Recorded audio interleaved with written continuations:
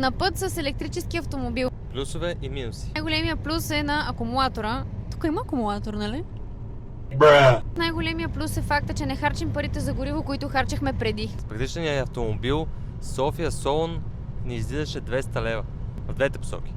Плюс за жените като мен не ви се налага да проверявате масла, филтри. Няма го този проблем. Качваш се и караш. Последно, но не и по-важно са тишината и комфорта по време на път. Като човек, който тръгва винаги на някъде без план, е страшно удобно, просто лягам, заспивам и всичко е супер.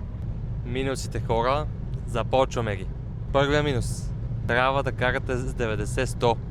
Това е положението. Карате ли с повече, батерията пада.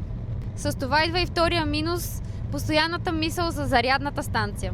Къде да заредя? Кога да заредя? Как да заредя? Не се притеснявайте. Има зарядни станции на Кулата, в Солун, в Афитус и къде ли още не.